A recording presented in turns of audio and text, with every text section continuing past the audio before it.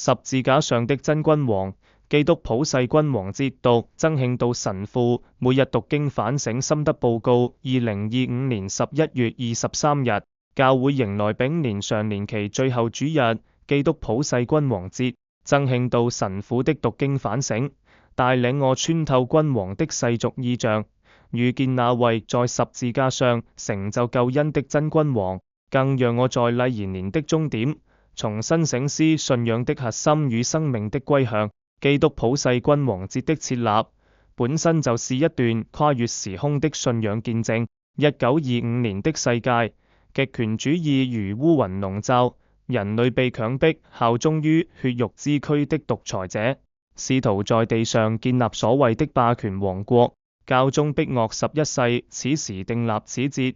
無疑是向世界發出震撼人心的宣告，唯有耶穌基督才是值得人類完全效忠的永遠君王。80餘年後的今天，當年的極權者早已化為塵土，他們的王權隨死亡煙消雲散，而基督的王國卻依舊屹立。這正是信仰的真實，世俗的權勢終會過去，唯有天主的國永無窮盡。這讓我深刻體悟，信仰從不是逃避現實的麻醉劑，而是在紛擾世界中辨明真理的明燈，引導我們不被短暫的世俗價值綁架，堅持對永遠君王的忠誠。基督君王的獨特之處，在於的王權建立在捨己而非征服之上。世間的君王總是靠流血征戰奪取江山，以壓制敵人，鞏固權力，但耶穌的王國卻是用自己的血所建立。哥羅森書1章12到20節的敵人從不是具體的人，而是人類最深的痛苦根源，罪惡與死亡。彌撒頌這詞中描述的王國是永久而普遍的神國，真理與生命的神國，聖德與恩寵的神國，正義仁愛與和平的神國。這與世俗王國的霸權邏輯形成鮮明對比。耶穌在十字架上的無能，正是最偉大的能力，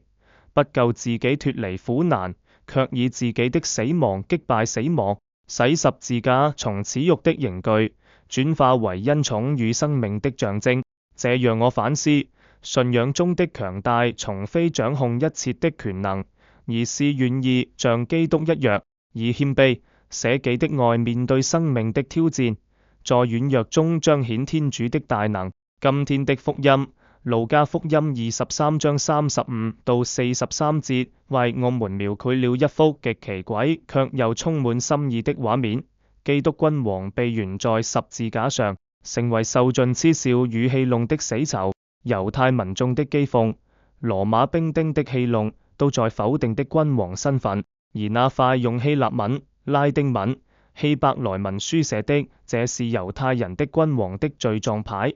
本意是羞辱，卻意外見證了的王權普及萬邦。更令人動容的是又道的應訊，耶穌，當你來到你的王國時，求你紀念我。在眾人都看不見的王權之時，這位即將死亡的罪囚，卻憑住信德看見了十字架上的真君王。這提醒我，基督的王國從不顯現於世俗的光榮與權勢之中，而是隱藏在謙卑、受苦與愛的見證裏。在今日的社會，我們是否也常常被世俗的成功標準所迷惑，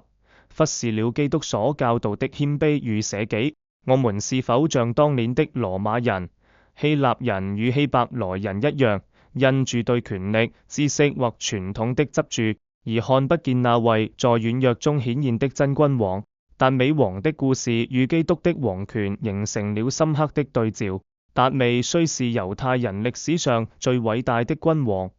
卻仍有軟弱與罪過，而他之後的君王更是漸漸背離天主，使國家走向衰敗。唯有耶穌這位真正的達美之子，以十字架上的犧牲，成就了永遠的救恩。的王權不是靠疆土的擴張，而是靠愛的吸引；不是靠權勢的脅迫，而是靠恩寵的感召。正如反省中所言，人之將死，言行最真，當世間的一切權勢、金錢、學位都失去意義時，唯有基督的血能使人與天主重歸於好，唯有能給予永生的樂園。這讓我明白，信仰的終極關懷不是今生的安樂，而是永遠的生命。我們所追隨的君王，不是要我們獻上物質的奉獻，而是要我們敞開心靈，讓的愛與真理充滿我們，在生活中見證的王國。基督君王已經戰勝了罪惡和魔鬼，但願意讓我們參與這場餘戰，為的是讓我們有分於的勝利與光榮。在今日的世界，罪惡的勢力仍以各種形式存在，冷漠、自私、偏見、暴力，這些都是我們需要面對的殘渣餘孽。作為基督的門徒，我們的使命不是逃避這些挑戰，而是靠住基督的恩寵，在生活中活出的愛與正義，成為王國的見證者。我們也許無法改變整個世界，但我們可以從改變自己開始，以謙卑取代驕傲，以寬恕取代怨恨，以愛德取代冷漠，讓基督的王國在我們的生命中漸漸顯現。基督普世君王節的慶祝，不僅是對基督王權的頌揚，更是對我們信仰的召喚，呼喚我們捨棄世俗對君王的偏見，認識那位以十字架為王座，以捨己為王權的真君王。願我們以傾流的血為信德根基，在生活中忠於真理與生命、聖德與恩寵、正義仁愛與和平的神國教導。願我們積極參與戰勝罪惡的餘戰，以謙卑取代驕傲，以寬恕消解怨恨，以愛德溫暖冷漠，